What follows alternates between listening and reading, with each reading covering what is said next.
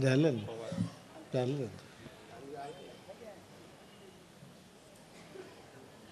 परमपूज्य वंदनीय ज्ञानमहर्षी आदरणीय बाबा महाराज सातारकर यांच्या प्रवचनाचा आजचा हा 16वा दिवस आहे.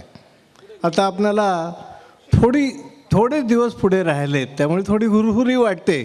1 तारीख आली की 13 तारखेपर्यंत प्रवचनाचा हा 16 चालणार आहे. या ठिकाणी आपल्या सर्वांच्या वतीनं आणि दगडू आलोय गणपती ट्रस्ट आणि सुवर्णिक तरुण मंडळाच्या वतीनं या ठिकाणी महाराजांचा पुष्पहार घालून आपण या ठिकाणी सत्कार करीत आहोत. या ठिकाणी अण्णासाहेब कांजवे हे महाराजांना पुष्पहार घालतील आणि अरुणराव शिंदे हे ज्ञानेश्वरीच्या पोथीला हार घालून अभिवादन करतील.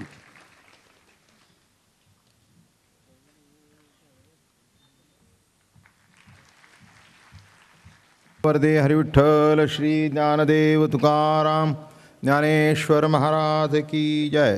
तुकाराम महाराज की जय. सद्गुरु दादा महाराज अप्पा महाराज की जय. श्री गजानन महाराज की जय. विद्यारविंद प्रबोधा पराप्रमेय प्रमदा विलासिया सज्जनवन चंदनाराध्यलिंगा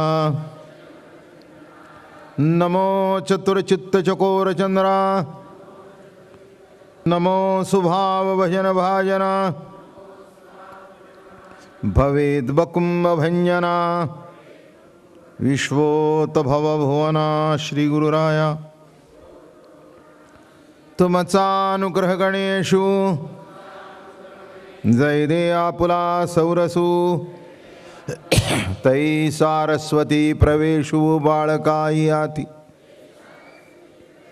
जी दैविकी उदारवाचा जय बुद्धेषु देनाभिकाराचा तव नवरस सुधाब्दीचा ठाव लाभे आपुलिया स्नेहाची वागेश्वरी जरी मुखिया ते अंगीकारी तो वाचस्पते शिकरी प्रबंध होडा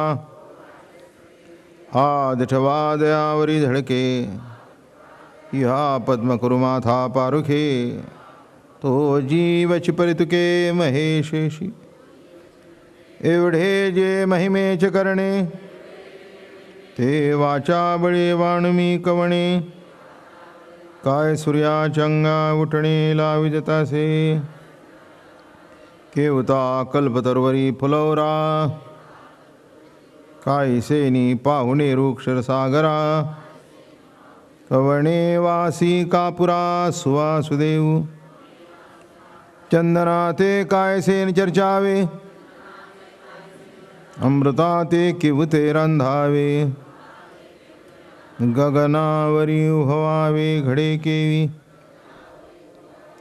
तैसे श्री गुरुचे महिमान आकळिता के असे साधन ते जाणो निमियान मन निवांत केले जरी प्रज्ञेचे न्याथिलेपणे श्री गुरु सामर्थ्यारूप करू म्हणे तरी ते मोतिया भिंग देणे तैसे होईल साडे पंधरिया रजतवणी तैशी स्तुतीची ही बोलणी.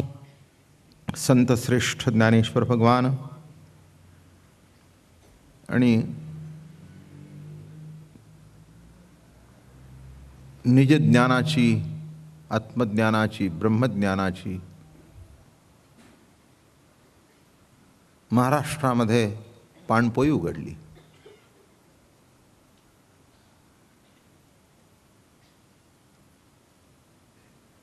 किती सुंदर स्वयंपाक केला तरी पाणी लागतंच, कारण पाणी हे जीवन आहे.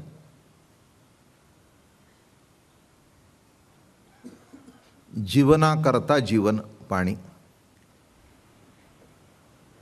गोड शब्द आहे. अन्नाशिवाय राहू शकतो पण पाण्याशिवाय नाही, असं हे जीवन. ज्ञानेश्वरी हा जीवनदायी ग्रंथ आहे.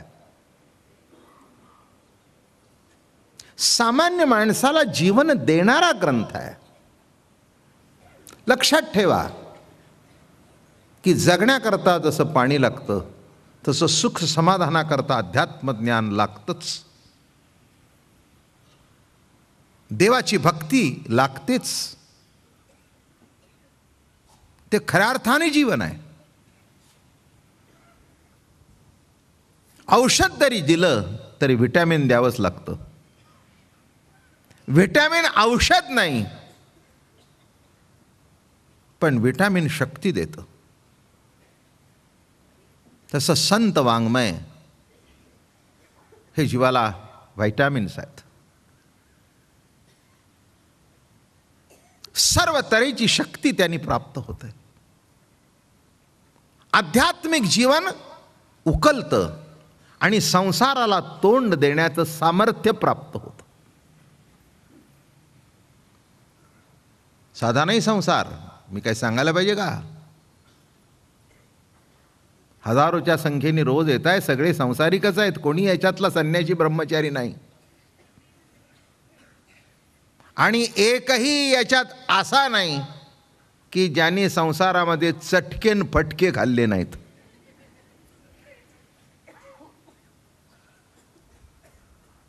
माझ्या सकट असं काही मी काही संन्यासी ब्रह्मचारी आहे का? बायकोला सोडून दिले आहे का? रोज बरोबर घेऊन येतोय.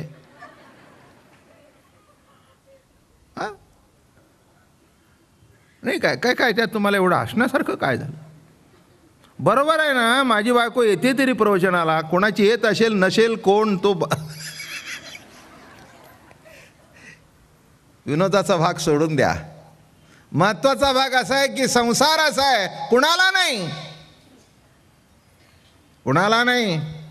अरे संन्यासी ब्रह्मचारी आहेत तेही सुटले नाहीत तर आपण तर जाऊ द्या. पण मला एक आयुष्यात अनुभव सांगावा असा वाटतो. संसाराची व्याख्या करताना महाराज म्हणाले, नाना संसार आडवी हे क्रमयोग वाट बरवी जोडलीसे मदैक्य गावी पेठी झालीसे. संसाराची व्याख्या कळली का? जो आडवतो तोच संसार. आणि एकदा नाही, नाना तऱ्हेनी. काय आता रोजचं दिवस बघा, मी रोज बघतोय काही नाही काहीतरी डोळे उघडले की सुरूच झाली अडचण. आज काय पाण्याची मोटरच बिघडली, आज काय लिफ्टच गेली, आज काय दूधच आलं नाही, आज काय पेपरच आला नाही, आज काय भाजीच. अरे काय नाना, बरं का, नाना संसार आडवी. एक नाही, पाऊलो पाऊली आडवतो तो संसार. पण एक आहे ज्ञानोबा तुकोबाचं वाङ्मय, त्यांचा आशीर्वाद, त्यांचा बोध, या सर्वांना सामोरं जाण्याची ताकद प्राप्त होते. आणखीन काय पाहिजे? आणखीन काय पाहिजे दुसरं? बरं का, अडचणी तर येणारच. कुणाला नाही अडचणी आल्या? रामाला आल्या. रामाला तो खूपच बिचारायला. सर्वांचं ऐकत होता. जी माणसं सर्वांचं ऐकतात ना ते जास्ती अडचणीत येतात.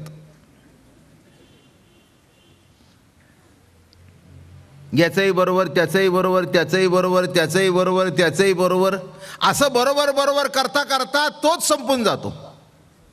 मी एक गोष्ट वाचली होती मोठी गमतीची.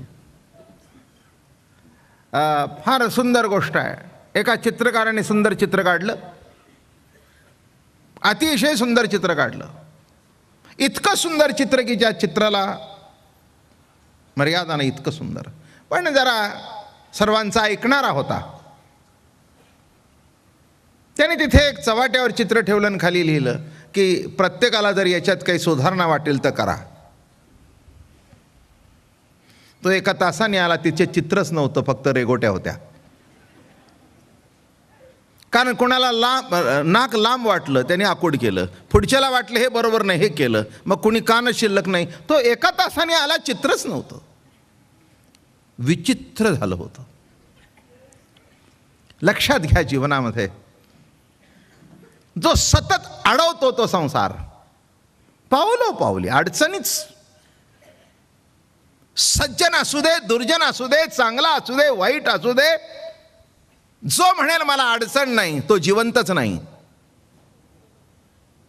जिवंतपणा म्हटल्यानंतर अडीअडचणी येतात. चांगलं काम करायला जाताना सुद्धा उलट जास्ती,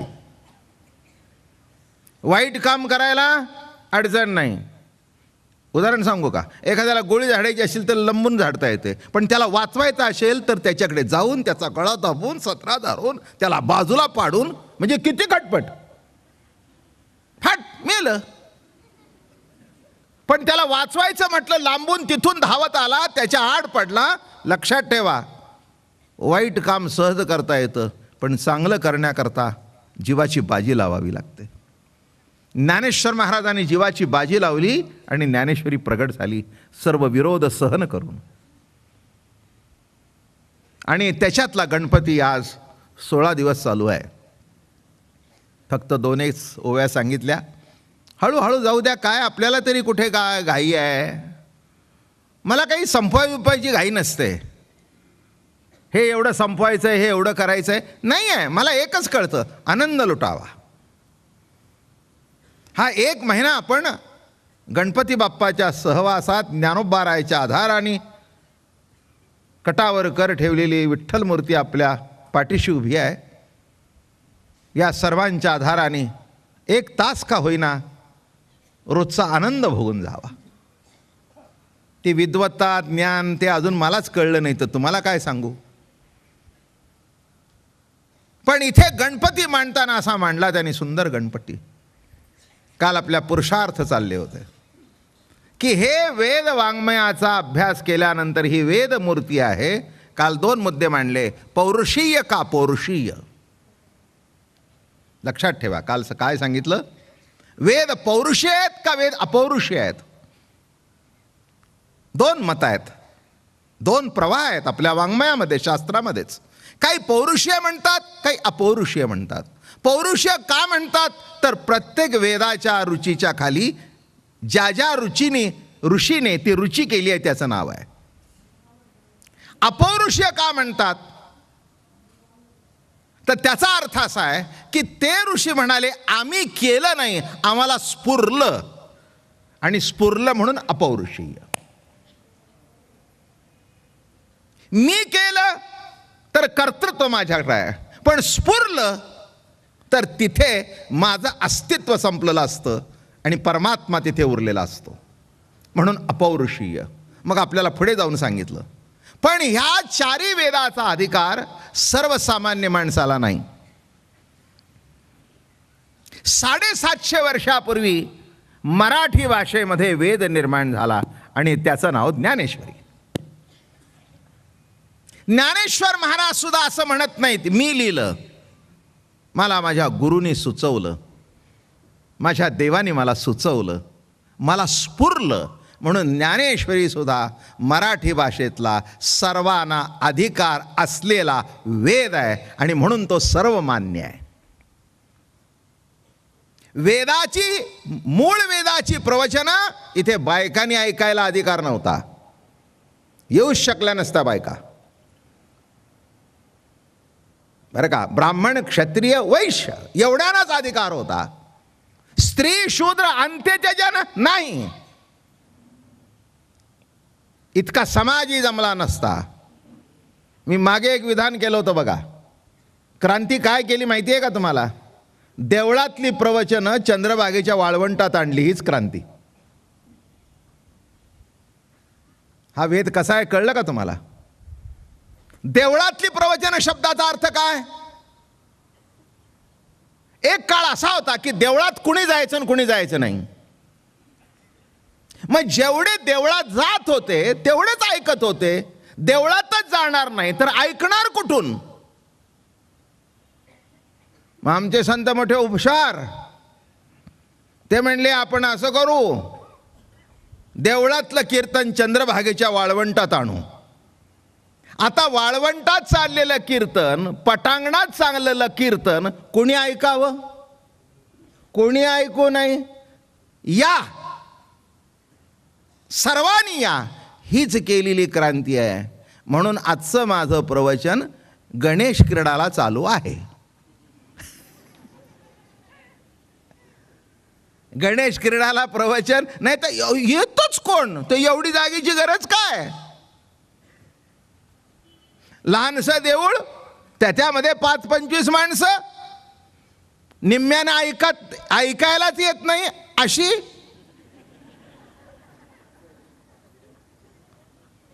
शेवटचा काळ कसा तरी वाती वळत वळत आमच्या सुनेला दिवस गेले बरं का. आता काय कपाळन काय. आता इथे मला कौतुक वाटतं. मी अगदी कालसुद्धा आमचा गाडीत विषय झाला की इतकी पिनड्रॉप सायलन्स असते आणि माणसं एक चित्ताने इतके ऐकत असतात, इकडचे इकडं सुद्धा कोणी बघत नाही. याचे उपकार किंवा याचं कौतुक बाबा महाराजाच्या ओट्यात घालू नका. घालायचं असेल तर ज्ञानोबा तुकोबाला दंडवत घाला. ही क्रांती त्यांची आहे की लाखांनी समाज आज कीर्तन प्रवचनाला येऊ लागला आणि ज्ञानवान होऊ जाऊ लागला. देवळातच जायचं नाही तर ज्ञान ऐकायचं नाही, आणि ज्ञान ऐकल्याशिवाय ज्ञानी होता येत नाही, हेही तितकं सत्य आहे. म्हणून खेळ मांडियाला वाळवंटी घाई, नाचती वैष्णव भाई रे. क्रोधाभिमाने केली पावटणी, आणि एक एक लागतील पायी रे. नाचत जाऊ त्याच्या गावारे खेळिया, सुख देईल विसावारे. हे का सांगतोय, विषय सोडून सांगत नाही, वेदावर निरूपण चाललंय.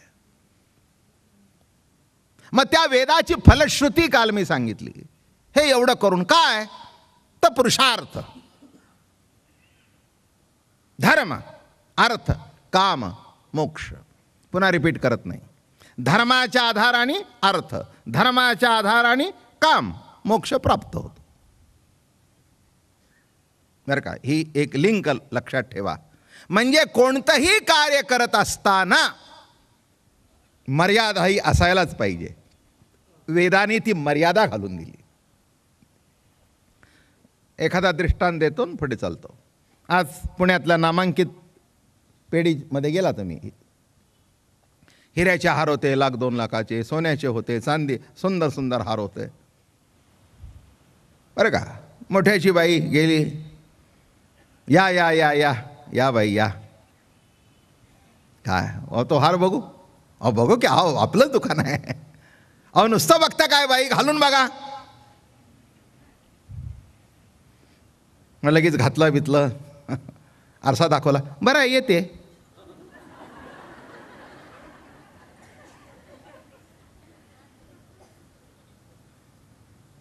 तो म्हणला बाई काउंटरवर थांबून जा. सौजन्याची भाषा. मोठ्या लोकांना कसं म्हणायचं तुम्ही, बिल चुकतं करा जरा काउंटरवर. माझं म्हणणं कळलं का. अरे त्यांनी मोठेपणाने घाला म्हटलं म्हणजे काय घरी घेऊन जायला घाला म्हटलं का. आणि घरी न्यायचं असेल, घालून गेला तर मर्यादा उल्लंघन केली तुम्ही. माझं म्हणणं लक्षात घ्या. कोणती गोष्ट मर्यादा आहे.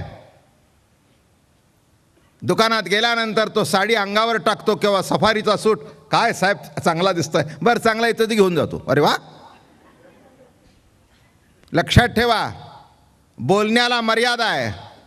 म्हणून एक नेहमी सांगत असतो, आपल्याला आपलं जीवन सुखी करायचं असेल, संसारिकाकरता राम आदर्श आहे आणि अध्यात्माकरता कृष्ण आदर्श आहे. हे विसरू नका.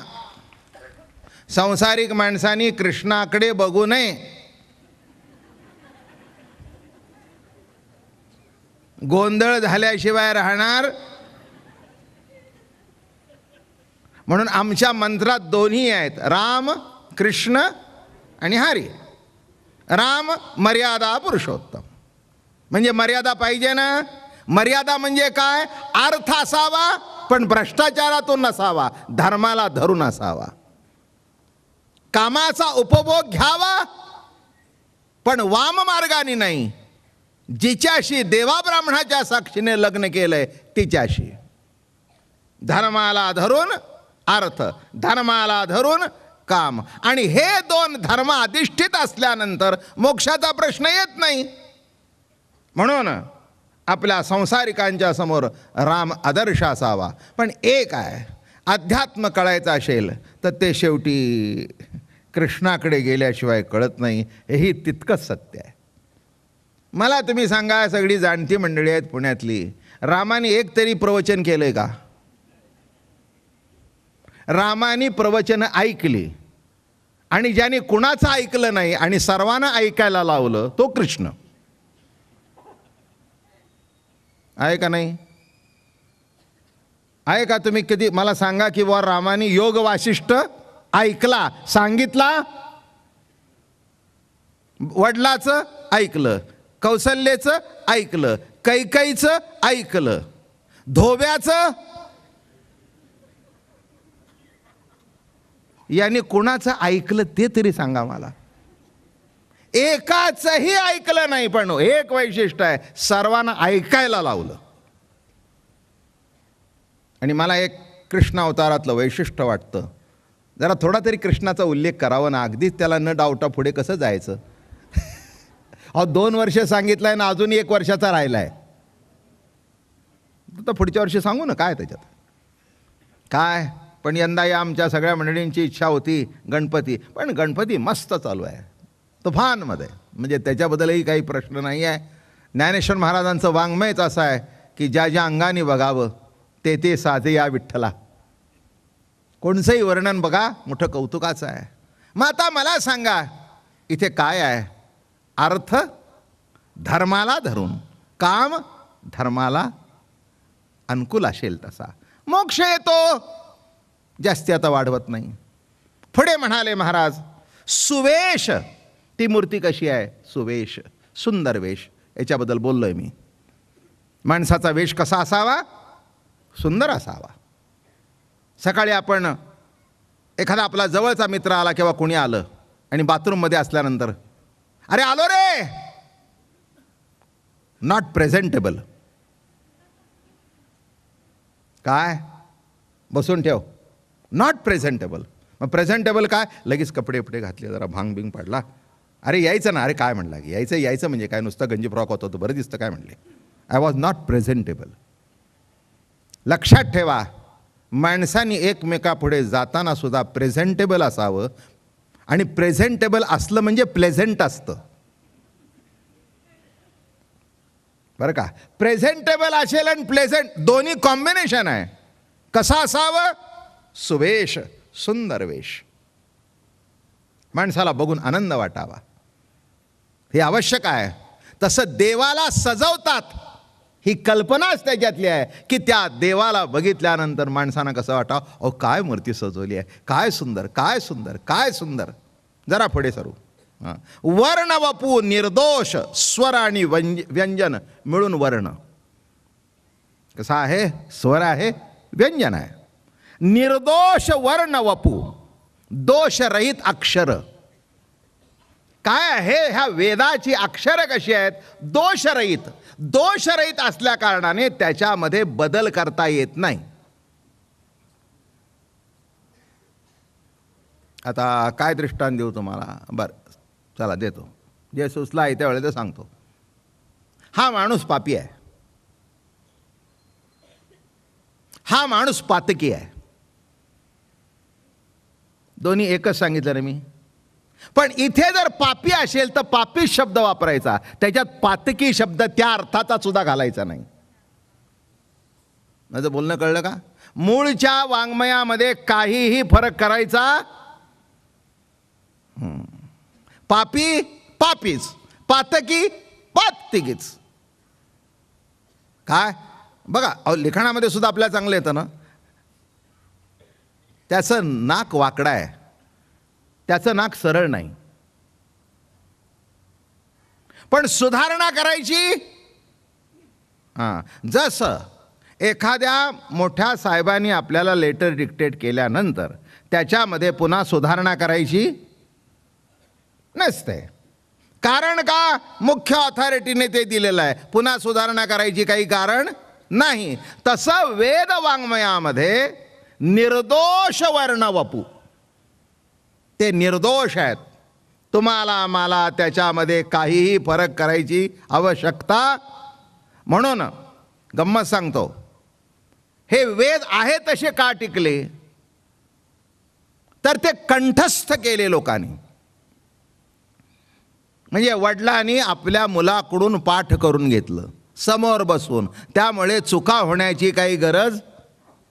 कंठस्थ.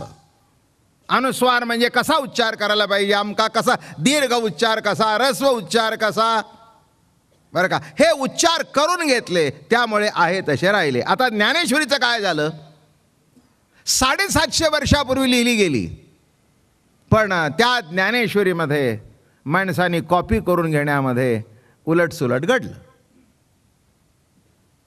कुठे काना राहिला, कुठे मात्रा राहिली. आता टाईप आले, त्याच्यावरची वरचंच उडलं, कानाच उडला, असं पुष्कळ वेळेला घडतं, बरं का. पण ज्ञानेश्वर महाराजांची ज्ञानेश्वरी नाथांनी प्रत शुद्ध केली.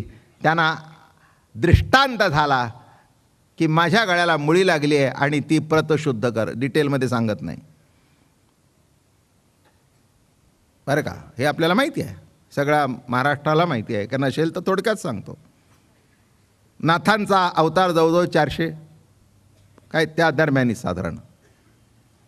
आणि नाथांच्या स्वप्नामध्ये महाराज गेले, त्याने अभंग लिहिला आहे. दिव्य तेज पुंज मदनाचा पुतळा. असा प्रत्यक्ष ज्ञानेश्वर भगवान स्वप्नात आले आणि मला सांगितलं माझ्या गळ्याला मुळी लागलेली आहे. थोडक्यात अगदी आवरून घेतो. नंदी जवळ द्वार आहे, तो नंदी आहे ना, तिथूनच एंट्रन्स आहे. तेव्हा आतमध्ये ये आणि माझ्या गळ्याला मुळी लागलेली ती काढ. नाथ महाराज गेले, तिथून विवरात गेले आणि प्रत्यक्ष माऊली तिथे त्यांना दिसली. हीच माझ्या दुधोऱ्याच्या माऊलींची कल्पना आहे. ओघाने आलं म्हणून सांगितलं. मग ती गळ्याची मुळी काढली. याला तात्विक अर्थ खूप आहे की ज्ञानेश्वर महाराजांनी जरी ज्ञानेश्वरी लिहिली तरी त्याचे नको ते अर्थ काढून, नको ते शब्द गुरसून ते म्हणले आता माझ्या गळ्याला मुळी लागली तेवढी तू काढ. अर्थ कळला का? जगदुद्धाराकरता लिहिलेला ग्रंथ नको ते वाङ्मय, नको ते शब्द घालून, नको ते काढून, म्हणजे काय झालं, माझा गळाच बंद केला या लोकांनी. आणि ती ज्ञानेश्वरी हातात दिली आणि त्यांना सांगितलं की ही प्रत तू शुद्ध कर. म्हणून जेव्हा आपण दुधोऱ्याला ज्ञानेश्वर महाराजांची मूर्ती बसवली, जाऊन आपण अनेकांनी बघितले, नसेल तर यंदा बघाच, केव्हाही जा. मला असंच वाटलं की नाथांना जर दर्शन दिलं, नाथांना जर भेटले आणि त्यांच्या ओटात ज्ञानेश्वरी घातली तर माऊली आत्ता तिथे आहेत आणि असले तर कसे असतील ही कल्पना करून ती मूर्ती घडलेली आहे. अर्धोन्मलित नेत्र आहेत, आजूबाजूला मुळ्या आहेत. लक्षात ठेवा, शेवटचा श्वास गेला की बॉडीचा डिके सुरू होतो, नाश सुरू होतो. मग 350-400 वर्षानंतर जर नाथांना दर्शन होतं आणि तिथे त्यांनी लिहिले, मी निर्दोष वर्ण वपू सांगतोय, त्याच्याकरता एवढा प्रपंच केला. मग नाथांनी काय केलं, माऊलींचं स्मरण करून प्रतशुद्ध केली, बरं का. आणि शेवटी ओवी टाकली आहे, ज्ञानेश्वरीचे पाटी जो ओवी करील मराठी, तेने अमृताचे ताटी जाण नरोटी ठेवली. काय लिहिलं की ही सांप्रदायिक प्रत, म्हणून वारकरी सांप्रदायिक प्रत मानतात. मग राजवाड्याची प्रत आहे, अमक्याची प्रत आहे, ज्याला ज्याला ज्या मिळाल्या ही त्याच्या अगोदरची आहे, त्याच्या अगोदरची आहे. पण माझं आर्ग्युमेंट एकच आहे, अगोदरची असो नाही तर नंतरची असो, नाथांच्या ओट्यात टाकली, नाथाने केली नाही म्हणजे प्रत शुद्ध झाली. पुन्हा चर्चा करायचं काय कारण आहे? म्हणून वादात काही पडायचं गरज नाही. काही काही ज्ञानेश्वरीमध्ये तो उकारच काढलेत, ऋगु यजु, हे उकार जे आहेत ते काढूनच टाकलेत. पण इथे असं लिहिलंय, जसं निर्दोष वर्ण वपू आहे वेदाचा, त्याच्यामध्ये कुणालाही फरक करता येत नाही, तसं ज्ञानेश्वरी हाही मराठीतला वेद असल्या कारणाने तोही निर्दोष आहे आणि त्याच्यात सुद्धा तुम्हाला मला काहीही फरक करण्याचा अधिकार, हे पक्क लक्षात ठेवा. निर्दोष वर्ण वपू की त्याच्यामध्ये काना मात्रा अनुस्वार सुद्धा फरक करण्याची काही आवश्यकता नाही. जरा पुढे जाऊ. आज स्मृती तेचे अवयव देखा अंगिक भाव, तेथ लावण्याची ठेवार्थ शोभा. स्मृती हेच त्याचे अवयव आहेत. आता वेदाचा एक दुसरा भाग आहे, त्याला स्मृती म्हणतात. बरं का, स्मृतीमध्ये प्रख्यात स्मृती म्हणजे मनुस्मृती, याज्ञवल्क स्मृती. बरं का, याला तुम्ही म्हणाल स्मृती का म्हटलं? स्मृती पुष्कळ आहेत, यादी पुष्कळ आहे माझ्याकडे. मनवादिक महर्षींनी राजधर्म, जाती धर्म, आश्रम धर्म, आचार्य धर्म, जातक धर्म, चौल धर्म, मौंजी बंधन, विवाह इत्यादी संस्कार विधी आणि भक्ष अभक्ष शौच प्रायश्चित्त इत्यादी विषयाचे वेदानुसार विवेचन करणारे जे ग्रंथ आहेत, जे ग्रंथ लिहिले गेले, त्याला स्मृती म्हणतात. वेदाचा हा एक भाग आहे. कसा लिहिला गेला? स्मृती का? जे ऐकलं, जे श्रवण केलं, ते स्मृती करून, स्मरण करून लिहिलं गेलं, म्हणून त्याला म्हणतात स्मृती ग्रंथ. माझं बोलणं कळलं का? स्मरण करून. स्मृती आपण म्हणतो ना, काय हो सध्या नीट दिसत नाही, स्मृतीभ्रंश झालाय का? तसं जुन्या मंडळीने स्मरण करून योग्य रीतीने लिहिलेले, नुसतं जे आठवेल ते नाही. माझं म्हणणं कळलं का? आता तुम्ही घरी गेला आणि एका माणसाने माझं प्रवचन लिहायला सुरुवात केली. घरी बसला रात्री, काय महाराजांचं ऐकलं? काय ऐकलं ते लिहिलं, हे चांगलं झालं. पण योग्य तऱ्हेने स्मरण करून आणि योग्य ते लिहिणं हे महत्वाचं आहे. आपल्या गाठचं घालणं, आपल्याला एखादा शब्द आठवत नाही म्हणून आपण दुसरं काहीतरी लिहिणं, हे अतिक्रमण आहे त्या वाङ्मयावर आणि त्या व्यक्तीवर. म्हणून स्मृती ग्रंथाचा अर्थ असा आहे, स्मरण करून योग्य रीतीने लिहिलेला असल्यामुळे, म्हणजे आठवण स्मरण, त्याला काय म्हणतात? स्मृती ग्रंथ. मग मनुस्मृती आहे, याज्ञवल्क स्मृती, या दोन आहेत. आता त्याच्याबद्दल पुष्कळ वाद आहेत महाराष्ट्रामध्ये. त्या काही वादात मला शिरायचं नाही, काहीही गरज नाही आपल्याला. पण या मनुस्मृतीहून तर खूपच वाद आहे. काय त्याच्यात जे लिखाण केलं गेलेलं आहे ते अनेक पद्धतीने केलेलं गेलेलं आहे. काहींना जवळ केलेलं आहे, काहींना डावललेलं आहे. ओघाने ज्यांना डावलले जातात तो समाज दुखवला जातो, ही वस्तुस्थिती आहे. याच्यामध्ये काही वावगं काही नाही. ज्याला जवळ केलं जातं त्याला बरं वाटतं, ज्याला डावललं जातं तो समाज दुखवला जातो. काही काही ठिकाणी नुसतं डावललं गेलं नाही तर एखादं चुकून जरी कर्म घडलं तरी त्याला नको ती शिक्षा ठोठवलेली आहे. म्हणून काही काही वेळेला नको त्या गोष्टीही घडून गेल्या. तेव्हा त्याच्याबद्दल मला काही वादाच्या विषयात कोणत्या शिरायचं नाही. फक्त एक तुम्हाला निर्देश केला की वाचून बघा, तुम्हाला वाटलं तर. वाचून बघितल्यानंतर तुम्हालाच आश्चर्य वाटेल की असं कसं लिखाण केलं गेलं. पण इथे याच्यातलाच अर्थ ज्ञानेश्वरी आहे. ज्ञानेश्वरी हा कौतुकाने जन्मान झालेला ग्रंथ आहे की जो सर्वांना अधिकार देतो, सर्वांना जवळ करतो, सर्वांना आपल्या उराला लावतो. वैदिक देवांना शिवता येत नाही आणि म्हणून तो पांडुरंग रूपाने आला की ज्याच्या चरणावर कुणालाही मस्तक ठेवता येतं आणि ज्याला उराउरी भेटता येतं. हीच झालेली सामाजिक क्रांती आहे. बरं का, हे लक्षात ठेवा. म्हणून स्मृती ग्रंथ, अंगिक भाव. पुढे काय ओवी आहे? स्मृती तेची अवयव देखा अंगिक भाव. अंगाचे भाव, शरीराची ठेवण, लावण्याची ठेव. काय असतं? थोडंसं गंमत म्हणून सांगतो आपल्याला. हे बॉडी बिल्डिंग असतं की नाही?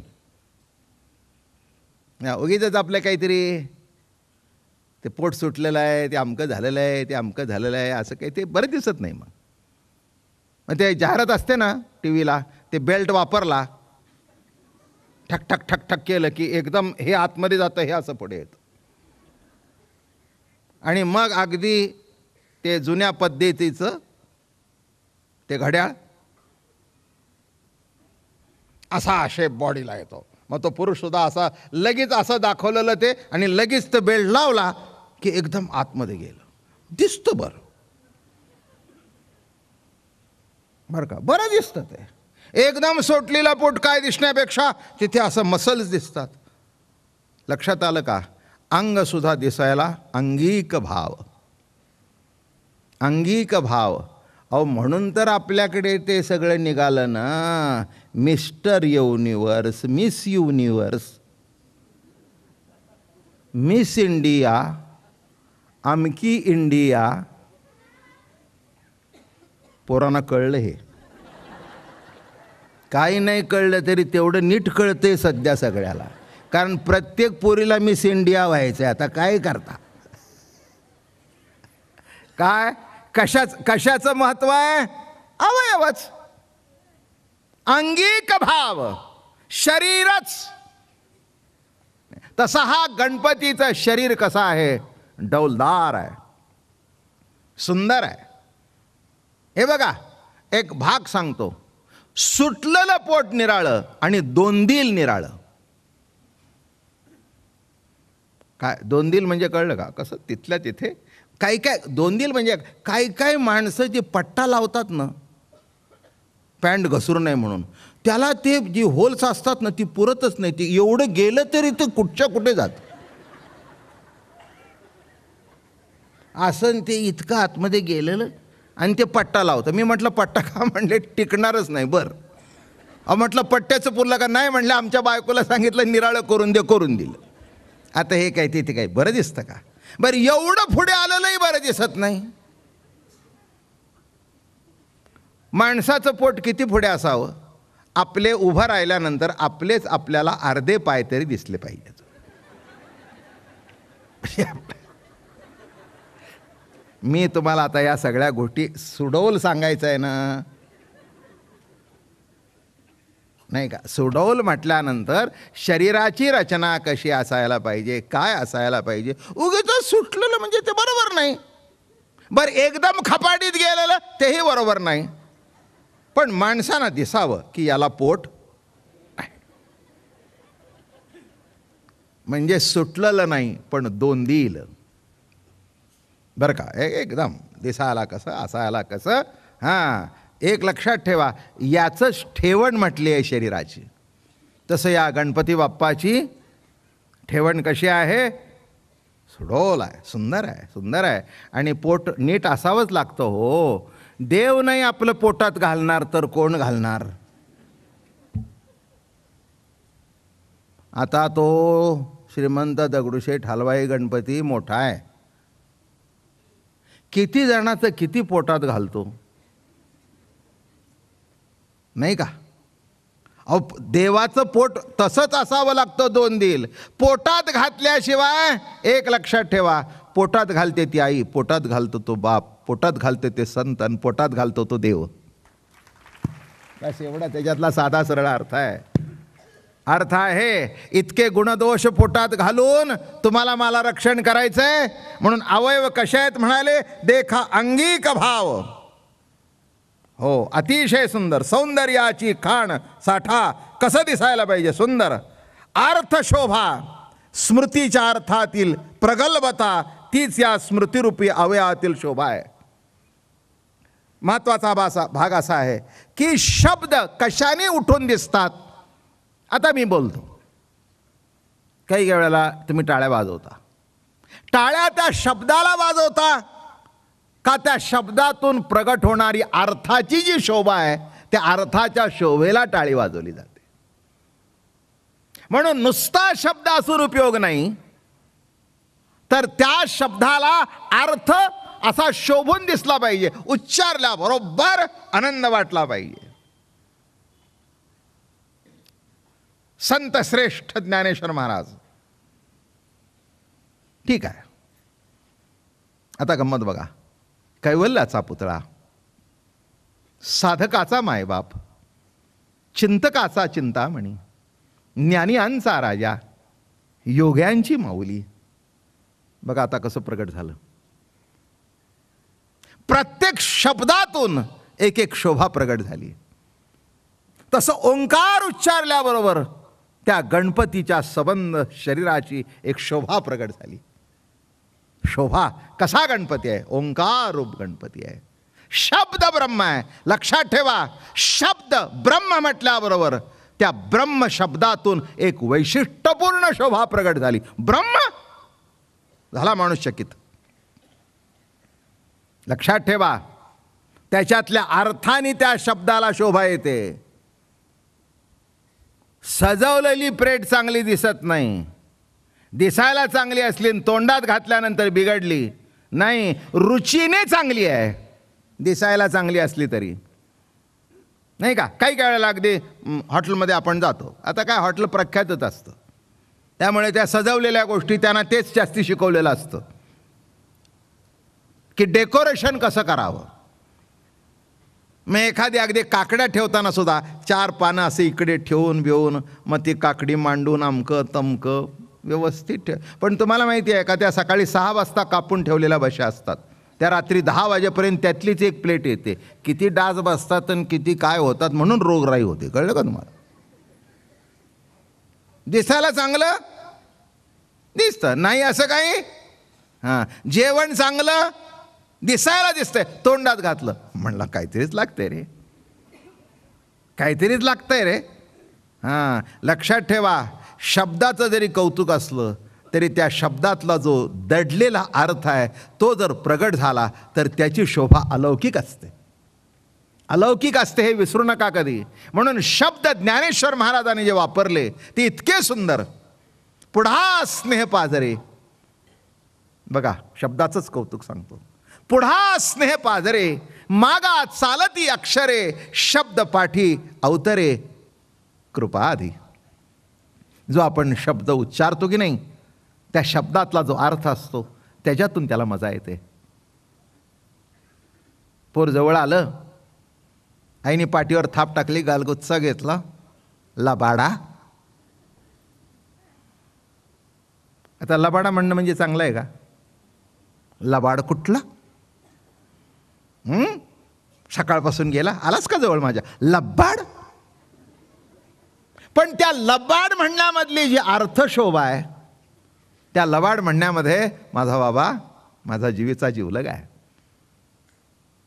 काय इंग्रजीमध्ये सांगू का? He is the Apple of my I. काय? हां, माझ्या डोळ्याचं काय सांगू, कसं ट्रान्सलेशन करू? काय हे बघा, ॲपल म्हणजे कळलं का? हे आपल्या बुबुळ आहे ना, हे डोळ्याचं ॲपल आहे, सफरचंद आहे. हां, म्हणजे डोळा आणि जर मधला ॲपल नसेल तर काय होईल? आता ही अर्थशोभा कळलं. डोळा आणि मधला ॲपल नसेल तर काय होईल? काहीच नाही. म्हणजे he is the Apple of my I. म्हणजे डोळा आहे पण तो मधला ॲपल आहे. तसं लबाड. आता बघा काय अर्थशोभा झाली. तो एक शब्द उच्चारल्याबरोबर बरं का, त्या बाळालाही बरं वाटतं. लबाड म्हणून सुद्धा ते तिला बिलकतं. डांबरट आहेस, लबाड आहेस. पण अर्थशोभा इतकी गमतीदार आहे, इतकी गमतीदार आहे की त्या अर्थातून प्रेम प्रगट होतं. तसं ज्ञानेश्वरीतली जी शब्द सौंदर्य आहे, त्या शब्द सौंदर्यातून एक एक जेव्हा अर्थ प्रगट होतो आणि मग आपल्याला कळतं, वा वा वा माऊली, काय अर्थशोभा आहे. काय मांडलं तुम्ही. पुढा स्नेह पाजरे, मागा चालती अक्षरे, शब्द पाठी अवतरे कृपाधी. कळलं का ओवी काय ती? पुढा स्नेह पाजरे, मागा चालती अक्षरे, शब्द पाठी कृपाधी. चला समजण्याकरता दृष्टांत सांगतो. एक 4-5 महिन्यांनी वर्षांनी आपल्याला आपला मुलगा भेटतोय. गेलाय कुठेतरी शिकायला, गेला अमेरिकेला, गेला इंग्लंडला. आणि कळलं की तो पत्र आला, आई मी उद्या येतोय. माई गेली त्याला एअरपोर्टवर घ्यायला. मग अगदी अशी ठिकाणी बसली होती की तो उतरताना दिसावा. दिसल्याबरोबर पहिले आले, 10 आले, 15 आले, दिसेना.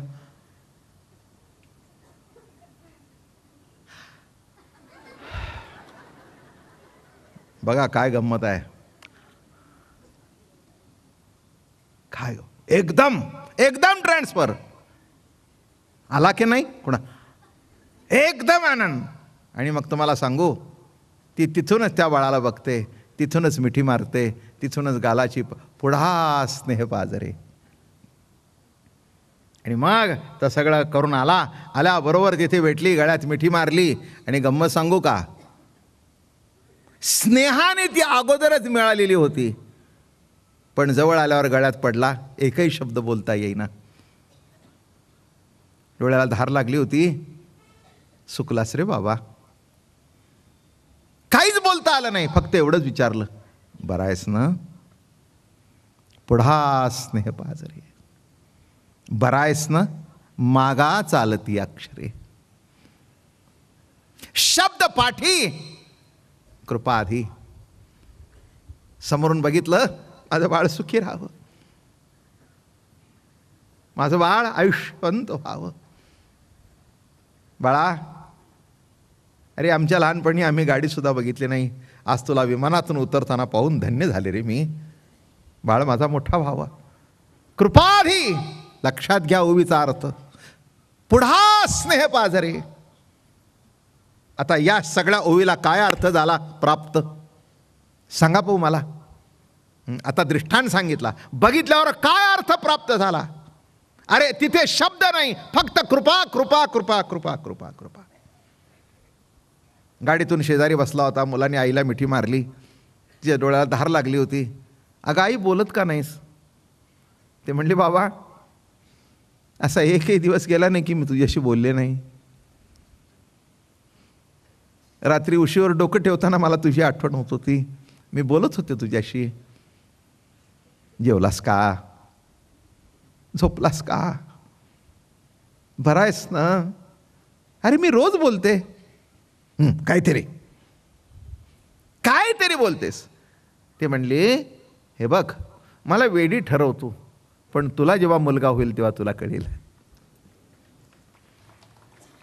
तुला जेव्हा मुलगा होईल ना तेव्हा तुला कळेल, तेव्हा तुला कळेल की पुढा स्नेह पाजरे.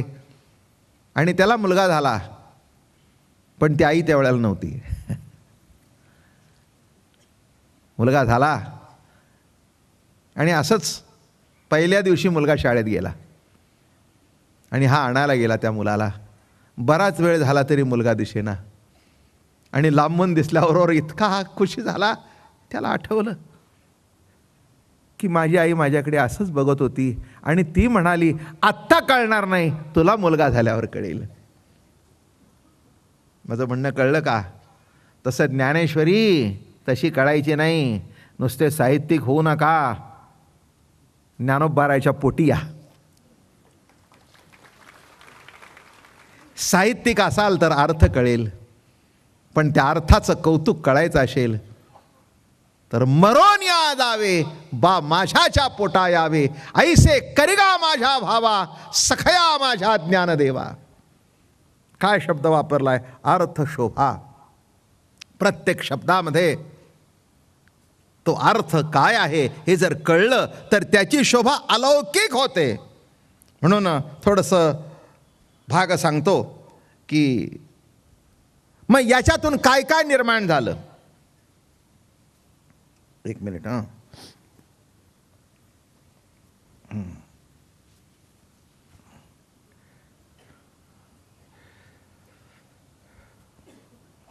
अष्टादशे पुराणे तेची मणिभूषणे, पदपद्धती खेवणे प्रमेय रत्नांचे. मग आता काय काय प्रकट झालं याच्यातून. अर्थ तर आला, शब्द तर आले, पण वेदातलं वाङ्मय काय काय पूरक आहे. वेद, मग हे स्मृती श्रुती ग्रंथ आणि पुराण, हे त्याच्यातलं एक वाङ्मय निर्माण झालं.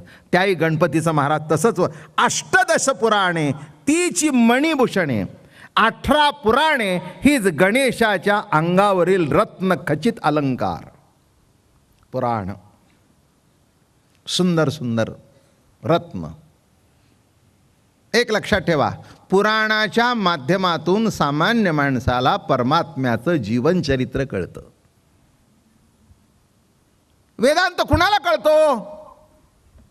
किती जणाला कळतो? ब्रह्म काय, माया काय, आत्मा काय, साक्षी काय, कुटस्थ काय, अजातवाद काय, आरंभवाद काय, परिणामवाद काय, कुणाला कळतंय? आणि ते जर मी सांगत बसलो तर याच्यातले किती येतील ही मला सुद्धा शंकाच आहे. काय आपल्यातलं जे प्रवचन आहे ते माधुर्य आहे, अर्थशोभा आहे, प्रेम आहे आणि संतांचा बोध आहे, म्हणून ऐकायला तुम्हालाही बरं वाटतंय आणि सांगताना मलाही आनंद वाटतोय. ही जी पुराण आहेत, एक लक्षात ठेवा, नुसता देव म्हटलं, नुसतं ब्रह्म म्हटलं तर त्या ब्रह्माला कथाच नाही. ब्रह्माला काय कथा आहे? ब्रह्म म्हणजे ब्रह्म, संपलं संपलं. ब्रह्म म्हणजे काय? ब्रह्म. पुढे काय? पुढे संपलं. मग ते ब्रह्म काय झालं? ब्रह्म अंग धरून आलं. त्या ब्रह्माला हात पाय नाक कान डोळे आले. मग इथलं जे सगुण ब्रह्म आहे तो गणपती आहे. वारकरी संप्रदायाच्या दृष्टिकोनातून बघितलं तर पांडुरंग आहे. आजी म्या ब्रह्म पाहिले. ब्रह्म वेडावले गे वेडावले आणि पुंडलिका अधीन झाले गे माये. काय वेडावलं? ब्रह्म. मग कथा सुरू झाली. काय? हां, काल मी तुम्हाला हरिपाळाची गोष्ट सांगितली. ते ब्रह्म वेडावलं त्याचंच आहे. ती कथा ऐकताना मला अनेकांनी सांगितलं, अहो किती बरं वाटलं, कथा बरी वाटली. कळलं का तुम्हाला? हे त्याच्यातलं वर्म आहे. काय? हां, म्हणून आपल्याकडे एक पद्धत आहे पूर्वीची कीर्तन करायची, की पहिल्यांदा अध्यात्म सांगावं आणि नंतर शेवट एखादी कथा सांगावी. आणि कथा सांगितल्यानंतर त्या देवाचं कौतुक कळतं. बरं का? ब्रह्म कसं वेडावलेलं आहे? पुराण आहे बरं का, कथा आहेत. मग त्याच्यामध्ये 18 पुराण ही मेन आहेत. ती सांगेन यादी तुम्हाला, कोणची कोणची पुराण आहेत बरं का, कोणच्या कथा आहेत बरं का. वेद अनेक होते, त्याचं विभाग करून संकलन करून फक्त 4 केले. तसं कोट्यावधी श्लोक पुराणांचे होते. त्या पुराणांचं एकीकरण करून आणि व्यासाने काय केलं, त्याची 18 पुराणं केली. त्यांची फक्त कानावरून जाऊ द्या. मत्स्य पुराण, मार्कंड्य पुराण बरं का, भविष्य पुराण, भागवत, ब्रह्मवैवर्त पुराण, ब्रह्मांड पुराण, विष्णु पुराण, वायू पुराण, वराह पुराण, वामन पुराण, नारद पुराण, लिंग पुराण, पद्म पुराण, अग्नि पुराण, कूर्म पुराण, स्कंद पुराण आणि गरुड पुराण. ही 18 पुराण. त्या पुराणामध्ये त्याच्यामध्ये भाग आहेत बरं का. जगाचा सर्ग, विसर्ग, वृत्ती, रक्षा, अन्वस्वर, वंश वृत्ती, संख्या, हेतू वगैरे वगैरे भाग ज्याच्यामध्ये सांगितले जातात त्याला पुराण म्हणतात. वंशम परंपरा कुठून आली, काय आली, कोण कोणाचा मुलगा, कसं केलं, काय कार्य केलं, कळलं का? आता काही पुराणाचा भाग असा आहे की तो सर्वसामान्य माणसांना पचण्यासारखा नाही. हे वस्तुस्थिती आहे. म्हणून तुकाराम महाराज म्हणाले, पुराण सांगशी तरी पुराणिकची होशी, परी वैष्णव नो सियारे जना. काय म्हणले? पुराण सांगशील तर पुराणिक होशील, पण वैष्णव होणार नाहीस. कारण पुराणामध्ये काही कथा आपल्या बुद्धीला न पटण्यासारख्या आहेत बरं का. पुष्कळ सगळी पुराणं तुम्ही काढून बघा. ह्याला पळवली, तिला पळवलं, अमकं तमकं. आता हे काय अवघडच आहे सगळं. काय आपण आता मोठं सर्वात श्रेष्ठ पुराण जर उत्कृष्ट असेल तर ते भागवत पुराण. ते व्यासाने सांगितलं आहे, त्याच्याबद्दल काही पद नाही. इतरही आहेत, पण ती सध्याच्या काळामध्ये माणसं म्हटली तर हे काय. म्हणून हा वेदाचाच भाग आहे. मग तो पुराण कुणा करतायत? तर सर्वसामान्य माणसं ज्यांना वरच्या वेदाचा अधिकार नाही, ज्ञानाचा अधिकार नाही, त्यांनी आपला कथा कीर्तन ऐकत बसावं. कळलं का तुम्हाला? काय यांना अधिकार नाही, ज्ञानाचा अधिकार नाही, श्रुतीचा स्मृतीचा अधिकार नाही, वेदाचा अधिकार नाही. मग अधिकार नाही, मग काय करावं? पुढचा प्रश्न आला, काय करावं म्हटल्यानंतर पुढचा प्रश्न आला, त्यांनी पुराण कथा ऐकावी. म्हणून आजकाल ठिकठिकाणी भागवत कथा चालते, रामायण चालतं बरं का. खूप गर्दी असते माणसांची. का चालतंय कळलं का? ते ऐकण्याचा अधिकार सर्वांना आहे. त्यातल्या एक एक कथा सांगून मग नरसिंहाचा अवतार बरं का, हे आली कथा. काय हिरण्यकश्यपू, नरसिंह बरं का, घरात नाही, दारात नाही, रात्री नाही, दिवसा नाही, माणसाकडून नाही, जनावराकडून नाही. झालं, कथा सुरू झाली. कथा सुरू झाली, पुराण सुरू झालं. पण सर्वसामान्य माणसाला इतपत ठीक आहे, पण उद्धार व्हायचा असेल तर अध्यात्मज्ञान आवश्यक आहे. म्हणून इथे काय सांगतायत, अष्टदशे पुराणे तीची मणिभूषणे. ही अष्टदश 18 पुराण आहेत, हीच गणपतीच्या घरातली मणिभूषण आहेत. सुंदर दिसतात बरं का, सुंदर दिसतात. गळ्यामध्ये ती मणिभूषण घातलेली म्हणजे वेदाच्या ठिकाणी ही पुराणं, वेदमूर्तीच्या ठिकाणी ही पुराणं सुंदर सुंदर दिसतात. माणसं म्हणतात, वा यंदा हार चांगला केलाय बरं का गणपतीला. काय पोळ्याचा हार सुंदर आहे, काय मणी सुंदर आहे, काय सुंदर हिरे बसवलेत बरं का. लक्षात येतं का? म्हणजे ज्याच्यावर नजर जाऊ शकते ते पुराण, जे नजरेत बसतं ते पुराण, सर्वसामान्य माणसाला कळतं ते पुराण. हां, आता बघा, एवढा मोठा समाज आहे, कथा चटकन कळते, पुराण चटकन कळतं, पण अध्यात्मज्ञान सांगितलं. आता हे बघा, आता हे सांगितलेली कथा तुम्हाला कळेल. पण ज्ञात्रज्ञावीण नुसधेची जे ज्ञान, सुखा घरले गगनगाळी वजे, दृश्य द्रष्टा दर्शन प्रत्यय प्रतिती. ते म्हणाल महाराज बरं वाटलं पण कळलं नाही.